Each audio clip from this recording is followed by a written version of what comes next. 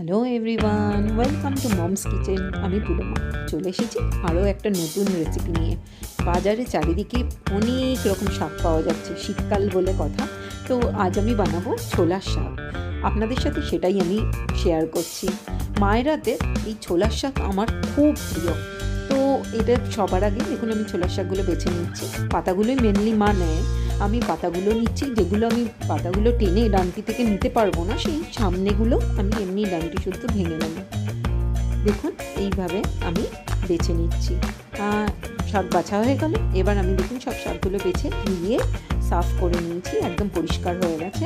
এবার আমি এগুলোকে কাটবো, ফাইনালি চপড করব।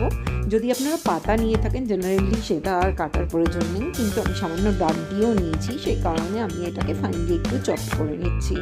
দেখুন কিভাবে আমি কেটে নিচ্ছি। বেশিক্ষণ টাইম লাগে না, কিন্তু বাছতে প্রচুর টাইম লাগে।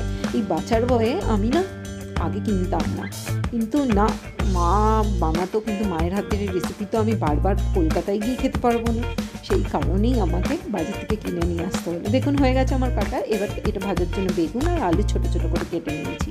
এবার আমি কড়াইতে তেল দিয়ে দিলাম। এবার তেলটা যেই গরম হবে সেটার জন্য ওয়েট করছি। গরম যেই হয়ে যাবে এর মধ্যে আমি শুকনো লঙ্কা এবার ফোড়নে দিয়ে দিচ্ছি। শুকনো লঙ্কাটাকে ভালো করে নেড়ে চেড়ে নিতে হবে। যখন সুন্দর একটা গন্ধ চলবে, শুকনো লঙ্কার ঝাঁঝালো গন্ধ, তখন আমি এর মধ্যে অ্যাড করে দিলাম তেজপাতা। এবার তেজপাতাটাও সামান্য ফ্রাই করে এর মধ্যে অ্যাড করে দিলাম পাঁচফোড়ন অ্যাড করার পর আমি আবার একটু সুন্দর যখন ভালো গন্ধ ছাড়বে, স্মেল আসবে, তখন এর মধ্যে অ্যাড করে দিচ্ছি আলুটা দিয়ে ভালো করে মিক্স করে নেবো। আর সামান্য এতে অ্যাড করে দেবো নুন অ্যাড করে আবার একটু নেড়ে চেড়ে এর মধ্যে আমি হলুদ দিয়ে দেবো। আচ্ছা, আপনারা চাইলে এই ফোড়নে যখন আপনারা এই শুকনো লঙ্কা তেজপাতা ফোড়ন দিলেন, তখন আপনারা মুগ ডাল কিছুটা ফোড়ন দিতে পারেন। আমি সোনা মুগ ডাল ইউজ করছি, সে কারণে আমি পরে সেটা অ্যাড করে দেবো। আচ্ছা দেখুন বলতে বলতে হলুদও দিয়ে দিয়েছি। একটু যেই ভাজা হয়ে গেল আলুটা, তখন আমি বেগুন অ্যাড করে দিলাম, কারণ বেগুন ভাজতে সময় লাগে না, বেগুন অনেক সফট হয়, সেই কারণেই আমি পরে দিলাম। সাথে অ্যাড করে দিচ্ছি দুটো কাঁচা লঙ্কা। আবার ভালো করে আমি মিক্স করে নিচ্ছি। এবার যেই একটু ভালো করে ভাজা হয়ে যাবে 2 মিনিট 3 মিনিট পর, এর মধ্যে আমি অ্যাড করে দেবো ওই যে কেটে রেখেছিলাম শাকগুলো, সেগুলোকে আমি অ্যাড করে দিচ্ছি। আবার আমি ভালো করে সেই শাকগুলোকে মিক্স করে নেব। খুব ভালো করে আমি মিক্স করে নিচ্ছি। মিক্স করে না আমি ঢেকে এটা রান্না করব। তো আমি এটা এবার আমি শাকটাকে ঢেকে দেবো। আর সাথে এবার আমি পাশে আমি ওই যে বললাম আমি মুগ ডাল ফোড়ন দেবো, সে কারণে কড়াইতে একটু তেল গরম করে 1 মুঠো আমি মুগ ডাল নিয়ে নিলাম। সোনা মুগ ডাল ইউজ করেছি, সে কারণে আমি পরে ইউজ করছি। আপনারা চাইলে কিন্তু ওই ফোড়নেই আপনারা দিয়ে দিতে পারেন। এবার যেই ডালটা খুব ভালো করে লাল করে ভাজা হয়ে গেল, এবার এই শাকটার মধ্যে অ্যাড করে দিচ্ছি আমি।